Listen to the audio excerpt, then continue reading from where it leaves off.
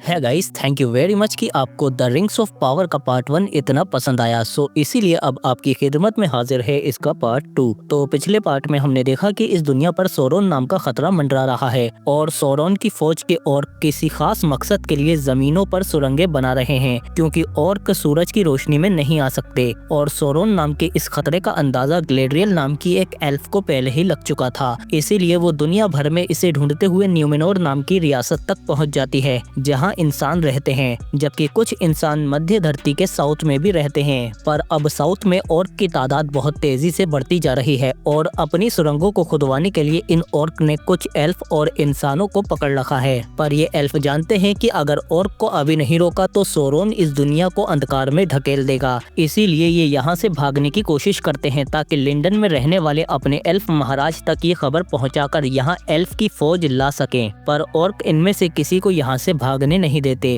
और भागने वाले सभी एल्फ को मार देते हैं और इनमें से बचे हुए एक एरोंडिर नाम के एल्फ को एडार के सामने पेश करते हैं, क्योंकि इन सभी ऑर्क का लीडर यही है। अब पार्ट 2 की शुरुआत में साउथ से बहुत दूर न्यूमेनोर में हम यहाँ की रानी को देखते हैं और तभी ये देखती हैं कि समुद्र का कहर इनके राज्य को तबाह कर रहा है। पर तभी इसकी आँख खुल जाती है, क्योंकि ये एक सपना था। और थोड़ी देर बाद ही इसके पास ग्लेड्रियल कुछ दस्तावेज लेकर आ जाती है जो इसे यही न्यूमेनोर की लाइब्रेरी से मिले थे। ग्लेड्रियल इनसे कहती है कि सोरोन वापस आ रहा है और वो सबसे पहले मध्य धरती के साउथ को तबाह करेगा और उसके बाद उसका अंधकार पूरी दुनिया पर फैलेगा। आपका ये न्यूमेनोर साम्राज्य भी इससे बच नहीं पाएगा, क्योंकि साउथ की तबाही तो सिर्फ शुरुआत है। इसीलिए अब वक्त आ गया है कि एल्फ और न्यूमेनोर की फौजें एक हो जाएं और सोरोन का सर उठने से पहले ही उसे कुचल दें। जिस पर न्यूमेनोर की रानी कहती है कि सिर्फ तुम्हारे शक की बुनियाद पर हम अपनी सेना को यहाँ से दूर साउथ में नहीं ले जा सकते। जिस पर ग्लेड्रियल कहती है कि न्यूमेनोर और एल्फ पहले भी एक साथ मिलकर सोरोन को हरा चुके हैं। पर रानी कहती है कि उस बात को सालों बीत चुके हैं और अब न्यूमेनोर ने अपना अलग रास्ता चुन लिया है और वैसे भी तुम्हारे खुद के महाराज और बाकी एल्फ तक को तुम पर भरोसा नहीं है कि सोरोन जिंदा है, तो हम कैसे करें। जिस पर ग्लेड्रियल कहती है तो फिर मुझे अब सीधे तुम्हारे पिता से ही बात करनी होगी, जो न्यूमेनोर के असली राजा हैं। जिस पर रानी को गुस्सा आ जाता है और वो इसे भी इसके इंसानी दोस्त हेलब्रेंड के साथ जेल में डलवा देती है। और फिर इधर एरोंडिर देखता है कि ये सभी ऑर्क यहाँ किसी खास मकसद के लिए अपनी जान तक देने को तैयार हैं और इस मकसद को पूरा करने वाला इनका लीडर एडार है, जिसके सामने सभी ऑर्क झुकते हैं। और तभी एरोंडिर इसके कानों को देखकर समझ जाता है कि ये एक एल्फ है, क्योंकि एल्फ के कान नोकीले होते हैं। और फिर एडार एरोंडिर के पास आकर उससे कहता है कि तुमसे बहुत से झूठ कहे गए हैं जिनकी वजह से तुम सच को नहीं देख पा रहे, इसीलिए इस मसले को सुलझाने के लिए हमें ये दुनिया नए सिरे से बनानी होगी। तुम्हें मैं जिंदा छोड़ रहा हूँ, जाकर इंसानों को मेरा संदेश दो जिन्होंने पुरानी मीनार में शरण ली हुई है। और तभी हम उस पुरानी मीनार को देखते हैं जहाँ पर इंसान ऑर्क से बचने के लिए छिपे हुए हैं। पर यहाँ पर इन इंसानों की लीडर ब्रॉनविन देखती है कि इनका खाना अब खत्म हो चुका है, इसीलिए ये कहती है कि शिकारियों को बुलाओ, हम जंगल से शिकार करेंगे। पर इसका बेटा थियो कहता है कि जंगल में इतना शिकार नहीं है, वहाँ सिर्फ चंद खरगोश ही मिलेंगे, इसीलिए हमें बाहर एक दल को अपने पुराने तहखानों पर भेजना होगा, वहाँ काफी अनाज होगा। पर इसकी माँ कहती है कि वहाँ ऑर्क का खतरा है, हम वहाँ नहीं जाएंगे। पर फिर हम देखते हैं कि थियो अपनी माँ को बिना बताए ही अपने दोस्त के साथ तहखाने की तरफ निकल जाता है और फिर जल्दी ही ये दोनों यहाँ से काफी अनाज इकट्ठा कर लेते हैं। पर आते हुए थियो कहता है कि एक बार शराब खाने में भी देख लेते हैं, वहाँ जरूर कुछ न कुछ होगा। पर अंदर जाने पर इसे यहाँ अनाज बिखरा हुआ मिलता है जिसे ये भरने लगता है। पर बाहर इसका दोस्त सूरज के छिपते ही यहाँ से भाग जाता है और अंदर अब थियो को भी ऑर्क का एहसास हो जाता है। लेकिन जैसे ही वो इसके सामने आता है तो थियो फौरन उस तलवार को निकाल लेता है जिसकी तलाश ये ऑर्क कर रहे हैं और तभी ये ऑर्क पर हमला करके यहाँ से बाहर भाग जाता है। और वो ऑर्क बाहर आकर कहता है कि ढूंढो उस बच्चे को, सोरोन की तलवार उसी के पास है। पर थियो इनसे बचने के लिए एक कुएं में छिप जाता है। जबकि इधर हम देखते हैं कि इस दुनिया में इंसान और एल्फ के अलावा पहाड़ों में बोने भी रहते हैं और ये बोने कमाल के इंजीनियर हैं जो पहाड़ों को खोदकर उसके अंदर ही अपना शहर और साम्राज्य बनाते हैं। पर अब इन बोनों को खुदाई में कोई खास जादुई तरह का पत्थर मिला है जिसका पता लगाने के लिए एल्फ के महाराज ने एलनोर को इन बोनों के पास भेजा है, क्योंकि इन बोनों का राजकुमार ड्यूरिन एलनोर के बचपन का दोस्त है, इसीलिए बोनों को इस पर शक नहीं होगा। और फिर हम देखते हैं कि यहाँ आने के बाद एलनोर छिपकर ड्यूरिन की बातें सुन लेता है कि सुरंग में उसी जादुई पत्थर की खुदाई चल रही है, इसीलिए ये जल्दी ही उस सुरंग में आ जाता है और सीक्रेट पासवर्ड बोलकर यहाँ का दरवाजा भी खोल लेता है और इसे यहाँ उस पत्थर के निशान भी मिल जाते हैं। तभी ड्यूरिन यहाँ आ जाता है और इससे कहता है कि मैं जानता था कि तुम यहाँ मेरी जासूसी करने आए हो। जिस पर एल्नोर कहता है बिल्कुल नहीं मेरे दोस्त, मैं यहाँ बस तुम्हें देखने आया था। पर ड्यूरिन कहता है कि तुम्हारे महाराज ने तुम्हें यहाँ इसीलिए भेजा होगा। पर एल्नोर कहता है नहीं, मैं यहाँ सिर्फ हमारी दोस्ती के लिए आया हूँ, मुझे इस सब में कोई दिलचस्पी नहीं है जो भी यहाँ है या जिस चीज की तुम खुदाई कर रहे हो। जिस पर ड्यूरिन इससे कहता है कि तो तुम्हें इन चट्टानों की कसम लेनी होगी कि आज मैं तुम्हें जो भी बताने वाला हूँ उसका जिक्र तुम किसी भी जिंदा शख्स के सामने नहीं करोगे। अगर कसम तोड़ी तो इन चट्टानों की शक्ति तुम्हें ऐसे अंधेरों में ढकेलेगी कि तुम और तुम्हारी पूरी एल्फ प्रजाति कभी भी उससे उभर नहीं पाओगे। जिस पर एल्नोर कहता है कि मैं कसम लेता हूँ कि तुम जो भी राज बताओगे वो सिर्फ मुझ तक ही रहेगा। जिसके बाद ड्यूरिन इसे वो पत्थर दिखाता है जिसका नाम मैथ्रिल है। ड्यूरिन कहता है कि ये हमारी प्रजाति की किस्मत बदल कर रख देगा, ये एक नए युग की शुरुआत होगी। जिस पर एल्नोर इसे देखते हुए कहता है तो फिर तुमने इसे राज क्यों रखा हुआ है, तुम्हें तो जश्न मनाना चाहिए। पर ड्यूरिन कहता है कि इसकी खुदाई में बहुत खतरा है, आए दिन खुदाई में हमारे बोने भाई सुरंगों के ढह जाने से मारे जा रहे हैं, इसीलिए मेरे पिता ने इसकी खुदाई पर रोक लगा दी है। तभी एल्नोर इसे मैथ्रिल वापस देने लगता है पर ड्यूरिन कहता है रख लो इसे हमारी दोस्ती के निशानी के तौर पर। तभी एक और सुरंग ढह जाती है जिसमें 4 बोने और दब जाते हैं। जबकि इधर हेलब्रेंड ग्लेड्रियल से कहता है कि तुम्हारी इतनी बातों पर भी महारानी को गुस्सा नहीं आया, पर उनके पिता से मिलने की बात पर वो भड़क गई। जिस पर ग्लेड्रियल कहती है इसका मतलब वो कुछ छिपा रही हैं। तभी यहाँ सिपाही आ जाते हैं और वो ग्लेड्रियल से कहते हैं कि महारानी का आदेश है कि तुम्हें आज रात ही एक नाव के जरिए मध्य धरती भेज दिया जाए। पर बाहर निकलते ही ग्लेड्रियल इन सिपाहियों पर हमला करके महारानी के पिता की तरफ भाग जाती है। पर यहाँ आकर ये देखती है कि महाराज की हालत इतनी खराब है कि वो बात भी नहीं कर पाते। तभी यहाँ मौजूद महारानी कहती है कि इनकी इस हालत की खबर बहुत कम लोगों को है, तो बेहतर होगा कि ये बात बाहर नहीं जानी चाहिए। जिस पर ग्लेड्रियल कहती है तो फिर हमें दोस्ती कर लेनी चाहिए, आपके पिता और एल्फ के बीच में एक अच्छा रिश्ता था,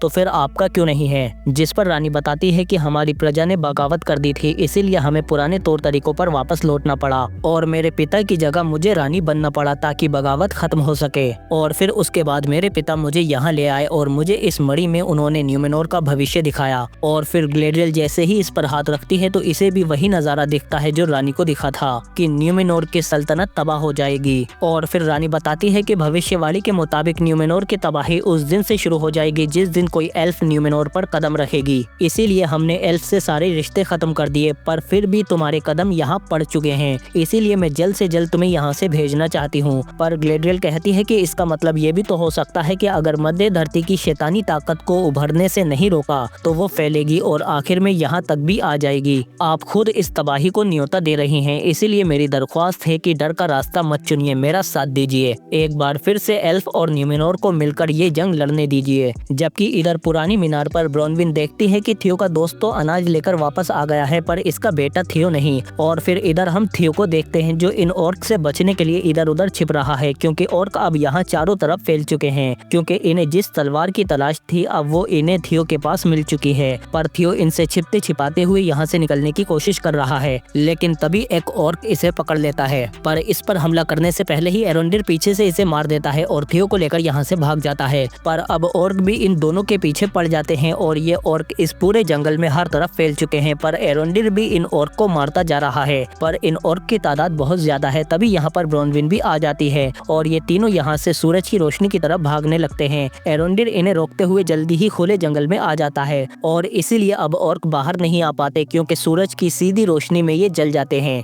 और इसका फायदा उठाकर ये तीनों जल्दी ही यहाँ से भाग जाते हैं। और फिर इधर पहाड़ों में हम देखते हैं कि ड्यूरिन आकर बताता है कि आखिरी बोना भी उस सुरंग से बचकर बाहर आ गया, शुक्र है कि किसी की जान नहीं गई। पर अब मेरे पिता ने और आगे की खुदाई पर रोक लगा दी है, हम अब उस पत्थर को और नहीं खोद पाएंगे। इसलिए ड्यूरिन अपने पिता पर बहुत गुस्सा करता है, जिस पर एल्नोर इसे समझाता है कि अपने पिता से नाराज मत हो, उन्हें तुम्हारी जरूरत है, अब वो बूढ़े हो चुके हैं और जल्दी ही उनकी जगह तुम नए राजा बनोगे और तब तुम्हें उनकी अहमियत समझ आएगी। इसीलिए ड्यूरिन फौरन अपने पिता के पास जाकर माफी मांग लेता है, जिस पर इसके पिता कहते हैं कि मैं तुम्हारा पिता होने के साथ साथ इन बोनों का राजा भी हूँ और वो सब भी मेरी औलादों जैसे हैं। जिस पर ड्यूरिन कहता है ठीक है पिताजी, जैसा आप बेहतर समझे। आपसे एक बात और पूछनी थी कि एल्नोर ने मुझे अपने साथ अपने राज्य लिंडन चलने को कहा है, क्या मैं जा सकता हूँ? जिस पर इसके पिता कहते हैं कि तुम्हारे दोस्त के बर्ताव से तो अब तक यही लग रहा है कि उसके महाराज ने उसे यहाँ किसी गलत मकसद से नहीं भेजा है, पर फिर भी तुम लिंडन जाकर सच का पता लगाओ। जबकि इधर साउथ में हम देखते हैं कि ये तीनों पुरानी मीनार पर पहुंच चुके हैं, लेकिन ब्रोनविन एरोंडिर को परेशान देखकर खुद भी परेशान हो जाती है क्योंकि ये दोनों एक दूसरे से बहुत प्यार करते हैं। पर तभी एरोंडिल कहता है कि ऑर्क के सरदार एडार ने तुम इंसानों के लिए संदेश भेजा है कि तुम लोग तभी जिंदा बचोगे जब तुम अपनी जमीनें उसके हवाले करके उसके सामने घुटने टेक दोगे, और अगर इनकार किया तो वो यहाँ आकर हमला कर देगा और किसी को जिंदा नहीं छोड़ेगा।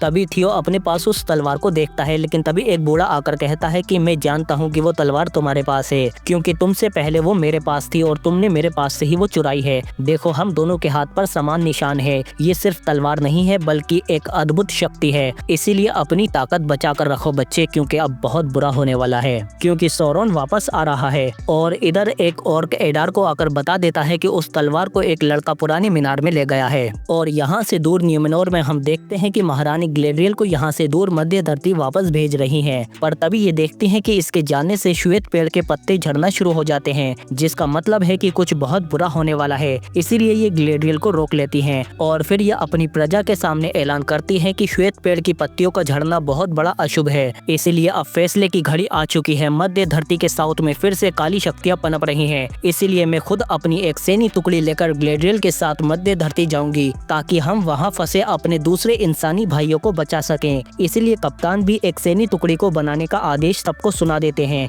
जिस पर सभी लोग अपने अपने हाथ उठाकर कहने लगते हैं कि इस टुकड़ी में हम भी शामिल होकर इस जंग को लड़ेंगे। और फिर इधर हम देखते हैं कि एडार सूरज को घूर रहा होता है। तभी एक ऑर्क आकर इससे कहता है कि हमारी सुरंगों का काम पूरा हो चुका है, जिस पर एडार कहता है कि अपना हाथ लाओ। और तभी सूरज की डायरेक्ट रोशनी पड़ते ही इसका हाथ जलने लगता है, जिस पर एडार इससे कहता है कि जल्दी ही तुम सबको इस तकलीफ से निजात मिल जाएगी। अब जाकर फौज को बुलाओ, वक्त आ गया है। और इधर पुरानी मीनार पर हम देखते हैं कि ब्रोनविन यहाँ मौजूद सभी इंसानों को एडार की चेतावनी के बारे में बता देती है कि अगर हमने अपनी जमीनें उसे सौंपकर उसके सामने घुटने नहीं टेके तो वो यहाँ आकर सबको मार देगा। इसके अलावा मैं आप सबको ये भी बता दूं कि मैं इंसानों की वो राजा नहीं हूँ जिसका आपको इंतजार है, पर अगर आप मेरे साथ मिलकर लड़ेंगे तो आने वाले वक्त में ये मीनार हमारी बुज़दिली का नहीं बल्कि बहादुरी की निशानी बनेगी। अब कौन मेरे साथ मिलकर ये जंग लड़ेगा? जिस पर कुछ लोग अपने हाथ खड़े करने लगते हैं। पर तभी वेल्ड्रेक आकर कहता है कि अगर तुम्हारे साथ मिलकर उन शैतानों से लड़े तो हम सभी मारे जाएंगे। उनसे दुश्मनी मोल लेने से अच्छा है कि हम उनकी गुलामी करें, कम से कम जिंदा तो रह पाएंगे। इसीलिए ये इन लोगों से कहता है कि मेरे साथ चलो, हम एडार के पास जाएंगे और उसके आगे घुटने टेक देंगे। हम जिएंगे ना कि जीतेंगे। इसीलिए कुछ लोग इसके साथ चले जाते हैं, जबकि कुछ लोग यहाँ पर ब्रोनविन के साथ इस जंग को लड़ने के लिए रुक जाते हैं। और जाते हुए वेल्ड्रेक थियो को भी अपने साथ ले जाने की कोशिश करता है, पर थियो अपनी माँ को छोड़कर नहीं जाता।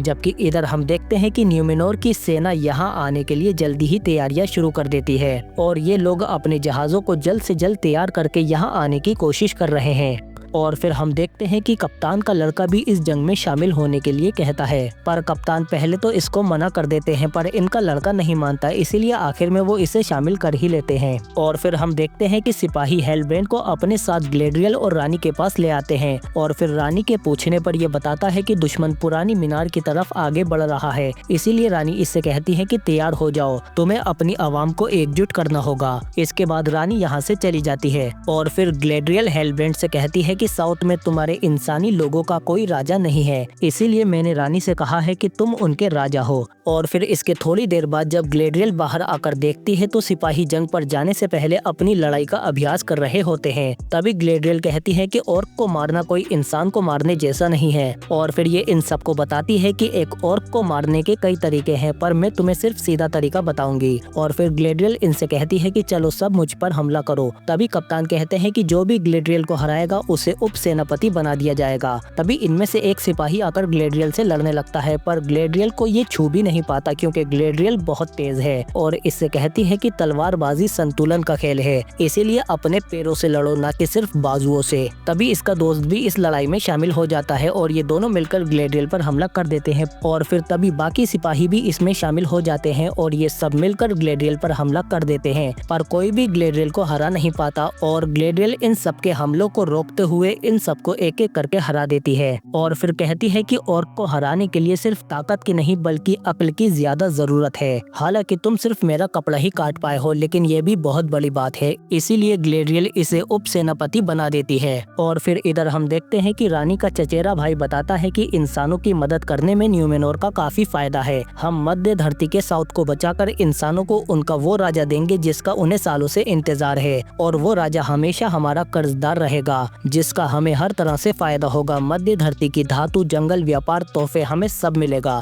इसीलिए हम इस जंग की मुहिम को जारी रखेंगे। और इधर रानी भी अपने पिता को आकर बताती है कि आपका सपना पूरा होने वाला है, हम वो करने जा रहे हैं जो आप हमेशा से करना चाहते थे। जिस पर इसके पिता कहते हैं कि मध्य धरती पर मत जाओ, वहाँ तुम्हें सिर्फ अंधकार ही मिलेगा। जबकि इधर एल्फ की राजधानी लिंडन में ड्यूरिन एल्नोर के साथ एल्फ के महाराज से मिलने के लिए आ जाता है, क्योंकि एल्फ इन दोनों से संधि करना चाहते हैं। और फिर ड्यूरिन के जाने के बाद एल्फ के महाराज एल्नोर से उस नई धातु के बारे में पूछने लगते हैं जो बोनो ने खोद कर निकाली है। पर एल्नोर कहता है कि मैंने अपने दोस्त से इस राज को छिपाने की कसम खाई है, मैं उस धातु के बारे में आपको नहीं बता सकता। जिस पर महाराज कहते हैं कि क्या तुम जानते हो कि वो धातु क्या है? हमारी पुरानी गाथा के अनुसार पवित्र पेड़ को बचाने के लिए एल्फ योद्धा ने अपनी सारी शक्ति उसमें डाल दी थी, पर मोर्गोथ के अग्नि राक्षस ने भी उस पेड़ को तबाह करने में अपनी पूरी शक्ति लगा दी थी। इसी बीच वो पेड़ बिजली के आगोश में आ गया, जिससे पेड़ की शक्ति जमीन के अंदर चट्टानों तक चली गई। और अब बोनो ने वही शक्ति खोज निकाली है एक धातु के रूप में, और अब सिर्फ वही शक्ति हमें बचा सकती है, क्योंकि धीरे धीरे हमारा पवित्र पेड़ मर रहा है, जिसके मरते ही सारे एल्फ भी खत्म हो जाएंगे। क्या तुम्हारे दोस्त की कसम तुम्हारी पूरी प्रजाति के विनाश से बड़ी है? अगर एल्फ खत्म हो गए तो ये मध्य धरती अंधकार में चली जाएगी, और एल्फ के बाद धरती की सभी प्रजातियां भी खत्म हो जाएंगी, ये धरती तबाह हो जाएगी। अगर ये सब भी तुम्हें तुम्हारे दोस्त की कसम तोड़ने पर मजबूर नहीं कर रहा तो हमारी इस बातचीत का कोई मतलब नहीं रहा। और फिर इसके बाद हम देखते हैं कि एल्नोर कैलिब्रिम्बर के पास आता है और इनसे पूछता है कि क्या आपको लगता है कि ये मिथरल धातु हमें बचा सकती है? जिस पर ये कहते हैं कि मैंने हर तरह से पता लगाया है, इस धातु की रोशनी कभी भी खत्म नहीं होती, इसलिए अगर हम इसे अच्छी मात्रा में इकट्ठा कर ले तो हम अपनी रोशनी बचा सकते हैं, जिससे एल्फ फिर से सदियों तक जी पाएंगे। और फिर इसके बाद इधर साउथ में हम देखते हैं कि वेल्ड्रेग मीनार के बचे हुए इंसानों को एडार के पास ले आता है, और ये सब अपने घुटने एडार के सामने टेक कर उसके गुलाम बनने को तैयार हो जाते हैं। और वेल्ड्रेग कहता है कि हम आखिरी सांस तक आपके गुलाम रहेंगे और हम सोरोन के साथ हमेशा वफादार रहने की कसम खाते हैं। तभी एडार इसे दूर फेंककर इनमें से एक लड़के को उठा लेता है और इससे कहता है कि शपथ सिर्फ खून मांगती है, इसीलिए इसे मारो और शपथ लो। कोई और रास्ता न होने पर वेल्ड्रेग इस लड़के को मार देता है। जबकि इधर पुरानी मीनार पर थियो एरोंडिर से कहता है कि हम सब इस मीनार में दबकर खत्म होने वाले हैं, तो फिर तुम हमारे साथ क्यों रुके हो? जिस पर एरोंडिर कहता है कि सालों तक तुम पर नजर रखने के बाद मुझे तुम इंसानों की अच्छाई और शख्सियत को देखने का मौका मिला। जिस पर थियो कहता है कि आधे लोग तो चले गए, पर एरोंडिर कहता है आधे तो रुके हैं ना। तभी थियो इसे वो सोरोन की तलवार दिखा देता है। एरोंडिर कहता है कि मैंने इसे पहले भी देखा है, और चेक करने पर इन्हें यहाँ की चट्टानों पर सोरोन के चेहरे के साथ इस तलवार का भी निशान मिल जाता है। जिसके बाद एरोंडिर ब्रॉनविन से कहता है कि ये एक तरह की चाबी है, पर इसका इस्तेमाल क्या है ये मैं नहीं जानता, पर एडार ने मुझे बताया था कि वो साउथ में ऑर्क को बसाकर ही रहेगा, और इस चाबी से साफ हो जाता है कि वो यहाँ हमला करने इस चाबी के लिए ही आ रहा है। अगर उसे ये चाबी मिल गई तो वो अपने मकसद में कामयाब हो जाएगा। हमें किसी भी हाल में ये चाबी उसके हाथ नहीं लगने देनी है। पर अब ब्रॉनविन की हिम्मत जवाब दे जाती है और वो कहती है कि हम दुश्मन से नहीं लड़ पाएंगे, सब खत्म हो जाएगा और ये मीनार हम पर ही गिर जाएगी। तभी इससे एरोंडिर को एक आइडिया आता है, और फिर इधर हम देखते हैं कि एडार के ऑर्क की एक बहुत बड़ी फौज इनकी तरफ आ रही है, जो इस पुरानी मीनार को इन इंसानों के खून से रंगने को तैयार है, और जल्दी ही ये इस मीनार तक पहुंच भी जाएंगे। और यहाँ से दूर लिंडन में हम देखते हैं कि एल्नोर ड्यूरिन को सब कुछ सच बता देता है कि तुम्हारे पास आने का मेरा मकसद हमारी दोस्ती नहीं बल्कि कुछ और था। मैं इस पत्थर की तलाश में आया था, क्योंकि इसके बिना हम नष्ट हो जाएंगे, इसीलिए एल्फ को इस पत्थर की जरूरत है, क्योंकि हमारा पवित्र पेड़ मर रहा है। अगर वो मर गया तो सारी रोशनी खत्म हो जाएगी, जिसके बिना एल्फ जिंदा नहीं बचेंगे, हमारी पूरी प्रजाति ही विलुप्त हो जाएगी। जिस पर ड्यूरिन कहता है ओ, तो अब लगता है कि एल्फ की पूरी प्रजाति का भविष्य मेरे ही हाथ में है। जिस पर एल्नोर कहता है हाँ, लगता तो कुछ ऐसा ही है। जिस पर ड्यूरिन कहता है चलो तुम भी क्या याद रखोगे, पर इतनी जल्दी एहसान मत मानो, क्योंकि पहले हमें मेरे पिता को मनाना होगा इस पत्थर को देने के लिए। इसीलिए ये ये दोनों फिर से पहाड़ों की तरफ जाने लगते हैं अपने बोने राजा को मनाने के लिए, जबकि पीछे से एल्फ के महाराज भी इन दोनों की बातें सुन रहे थे। जबकि इधर न्यूमेनोर में हम देखते हैं कि न्यूमेनोर की काफी बड़ी सेना मध्य धरती पर साउथ में इंसानों को बचाने के लिए निकल जाती है और ये सभी लोग अपने अपने जहाजों पर बैठकर दुश्मन से लड़ने को तैयार हैं और इस जंग में लड़ने के लिए इनकी रानी खुद इनके साथ आ रही है। और तभी ग्लेड्रियल भी अपने एल्फ वाले आर्मर में जहाज पर आ जाती है। तभी कप्तान कहते हैं कि जंग का वक्त आ गया है, जल्दी ही हम लोग मध्य धरती पर होंगे वहाँ के अपने भाइयों को बचाने के लिए। और फिर ये अपने जहाजों को लेकर मध्य धरती की ओर निकल जाते हैं। और इधर मीनार पर आने से पहले एडार अपनी ऑर्क की सेना से कहता है कि आज के बाद सब बदलने वाला है। हम लोगों ने बहुत सह लिया, दुश्मन तादाद में भले ही कम है लेकिन फिर भी हमारे कुछ सिपाही आज मारे जाएंगे, पर उनकी ये कुर्बानियां जाया नहीं जाएंगी क्योंकि आज हम इन दुश्मनों को मारकर सोरोन की तलवार से साउथ की इस सरजमी को अपना बना लेंगे। और फिर जल्दी ही ये लोग मीनार पर आ जाते हैं, लेकिन अंदर जाने पर एडार देखता है कि यहाँ तो कोई नहीं है, चारों तरफ सन्नाटा पड़ा है। लेकिन एरोंडिर यहाँ पहले ही छिपा हुआ था और तभी एडार को सोरोन का वही निशान मिल जाता है और एडार का एक सिपाही आकर इससे कहता है कि यहाँ पर कोई नहीं है। तभी एरोंडिर इन पर हमला कर देता है और जल्दी ही वो इस मीनार को गिराने वाले जाल को चालू कर देता है और बाहर का दरवाजा बंद करके भाग जाता है। और फिर हम देखते हैं कि ये पूरी की पूरी मीनार इन ऑर्क के ऊपर गिरने लगती है और इसमें दबकर काफी ऑर्क मारे जा रहे हैं और जल्दी ही ये पूरी मीनार इन सब पर गिर जाती है और बाहर इंसान इसे देखकर काफी खुश होते हैं क्योंकि ये पहले ही यहाँ से जाल बिछाकर निकल चुके थे। तभी ब्रॉनविन कहती है कि हमारे पास ज्यादा वक्त नहीं है, हमें गांव वालों को जल्दी ही तैयार करना होगा। जबकि इधर समुद्र के रास्ते में हम देखते हैं कि न्यूमेनोर की सेना इनकी तरफ आ रही है और रास्ते में ग्लेड्रियल कप्तान के बेटे से बात करते हुए उगते सूरज को निहार रही होती है। जबकि इधर हम एरोंडिर को देखते हैं जो उस तलवार के टुकड़े करने की कोशिश कर रहा है, पर लाख कोशिश करने के बाद भी ये नहीं टूट पा रही। इसीलिए ये ब्रॉनविन से कहता है कि अगर हम इसे तबाह नहीं कर पा रहे तो हमें इसे कहीं छिपाना होगा जहां किसी को पता न चले। और फिर इसके बाद हम देखते हैं कि ये लोग यहाँ पर आने वाले दुश्मन के लिए जाल बिछाने लगते हैं और अपनी आखिरी लड़ाई के लिए तैयार हो जाते हैं। तभी एरोंडिर इनसे कहता है कि ये जगह हमारे लिए फायदेमंद है, पर उसके लिए हमें पहले दुश्मन को अंदर आने देना होगा। जब तक और पुल पार नहीं कर लेते तब तक कोई हमला नहीं करेगा। अब अपनी हिम्मत जुटाओ, एक छोटी सी सेना भी बड़े दुश्मन को हरा सकती है। जल्दी ही अंधेरा हो जाएगा, इसीलिए अपना फर्ज निभाओ। मैं वादा करता हूँ कि हम कल का सूरज जरूर देखेंगे, इसीलिए अब जाकर अपनी अपनी जगह ले लो। और फिर ब्रॉनविन अपने बेटे थियो को बाकी औरतों, बूढ़ों और बच्चों के साथ अंदर शराब खाने में भेज देती है।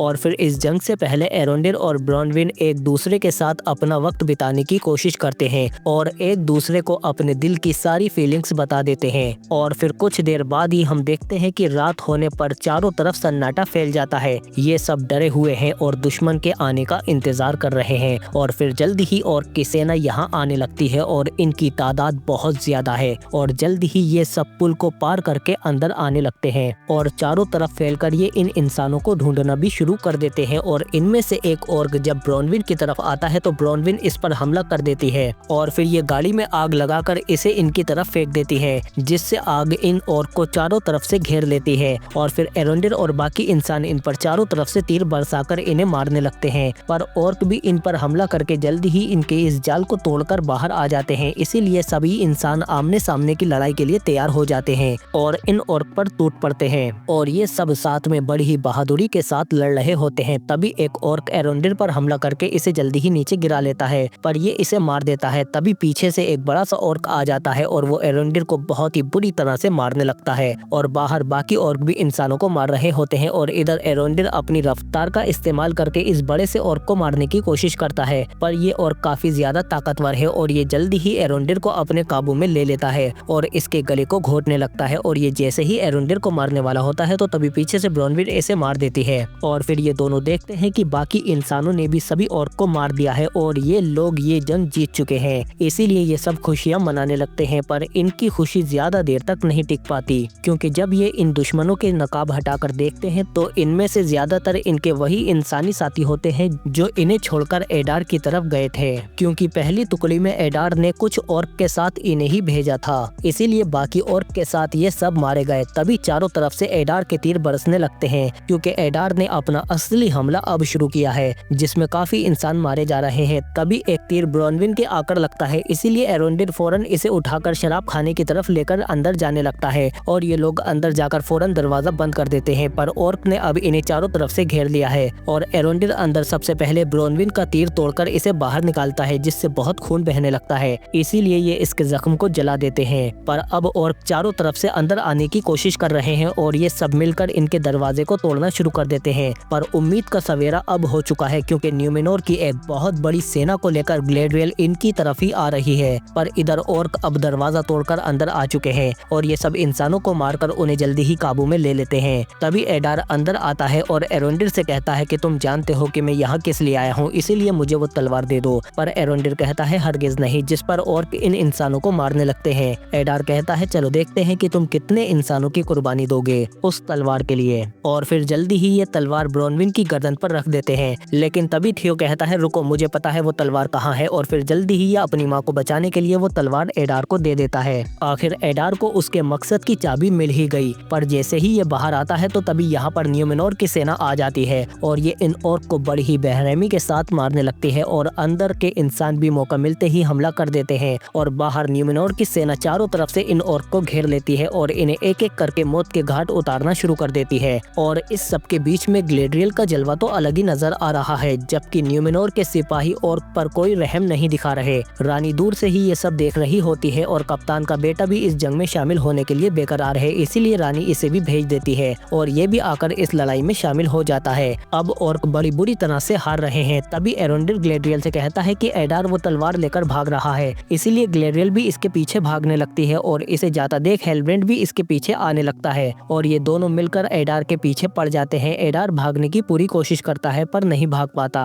और ये दोनों जल्दी ही इसे घेर कर गिरा देते हैं। एडार जैसे ही उस तलवार की तरफ बढ़ता है तो हेलब्रेंड इस पर हमला कर देता है। तभी ग्लेड्रियल कहती है कि हथियार नीचे करो हेलब्रेंड, ये तुम्हें उकसा रहा है, मुझे ये जिंदा चाहिए। और फिर वापस आने पर हम देखते हैं कि इन सब ने बचे हुए ऑर्क को बंदी बना लिया है और ग्लेड्रियल अब एडार से पूछताछ करने लगती है और इससे कहती है कि मुझे तुम्हारा मालिक चाहिए, कहाँ है सोरोन। जिस पर ये कहता है कि सोरोन नहीं रहा, मैंने उसे अपने हाथों से मारा है। जिस पर ग्लेड्रियल कहती है कि तुम्हारी बचकानी बातों से मैं बहकने वाली नहीं हूँ, मुझे अपने मालिक का पता बताओ। जिस पर एडार बताता है कि सोरोन ने अपना सारा जोर लगा दिया मध्य धरती को फिर से बसाने के लिए। उसे एक ऐसी शक्ति की तलाश थी जो सिर्फ शरीर तक सीमित ना हो, इसीलिए उसकी तलाश में वो नॉर्थ की तरफ चला गया, पर वो काली शक्तियाँ उस पर ही हावी हो गईं। जिस पर ग्लेड्रियल कहती है कि मुझे तुम्हारी बातों पर यकीन नहीं। जिस पर एडार कहता है कि जल्दी ही ये साउथ की सारी सरजमीनें हमारी होंगी, सभी ऑर्क मेरे बच्चे हैं और हमें भी जीने का उतना ही हक है जितना तुम्हें है, इसीलिए हम अपनी दुनिया यहीं बसाएंगे और तब तुम यकीन करोगी। जिस पर ग्लेड्रियल कहती है कि चाहे मुझे सदियां ही क्यों न लग जाए, मैं तुम्हारे एक एक ऑर्क को मारकर सबको खत्म कर दूंगी और तुम्हें जिंदा रखूंगी, ताकि आखिर में तुम्हारे सीने में खंजर उतारते वक्त मैं तुम्हें ये खबर सुना सकूं कि तुम जैसे शैतानों की एक पूरी नस्ल को हमने खत्म कर दिया। तभी हेलब्रेंड आकर ग्लेड्रियल को बाहर ले जाता है और बाहर हम देखते हैं कि सभी गाँव वालों की तरफ से ब्रोनविन न्यूमेनोर की महारानी से कहती है कि आपका एहसान हम कभी नहीं भूल पाएंगे, आप लोगों ने हमें बचाया है। जिस पर रानी कहती है कि तुम्हारे लोग तुम्हारी वजह से जिंदा है, तुमने उनमें उम्मीद जगाई और अब मैं इन इंसानों को इनका वो राजा दूंगी जिसका इंतजार तुम्हें सालों से था। इसीलिए महारानी ऐलान करती है कि साउथ के सभी इंसानों का राजा हेलब्रेंड है। जिसे सुनते ही यहाँ के सभी इंसान हेलब्रेंड को अपना राजा मान लेते हैं और फिर तभी ग्लेड्रियल भी ये तलवार एरोंडिर को दे देती है। और फिर एरोंडिर जब थियो के पास आता है तो इसे इसमें तलवार के बजाय एक कुल्हाड़ी मिलती है, क्योंकि असली तलवार एडार ने पहले ही वेल्ड्रेक को दे दी थी, जो तलवार को इसकी सही जगह पर लगा देता है, क्योंकि ये तलवार ही सोरोन की चाबी है। और फिर तभी हम देखते हैं कि इन पहाड़ों का पानी यहाँ से निकलने लगता है और गांव के कुओं से बॉम्ब की तरह फटकर बाहर निकलने लगता है। किसी को समझ नहीं आ रहा कि आखिर ये सब क्या हो रहा है, पर ऑर्क और एडार अब समझ चुके हैं कि उनका मकसद पूरा हो गया, क्योंकि इतने सालों से ये ऑर्क जो सुरंगें खोद रहे थे, ये पानी उन्हीं सुरंगों में से होता हुआ यहाँ के एक बहुत बड़े ज्वालामुखी में जा रहा है,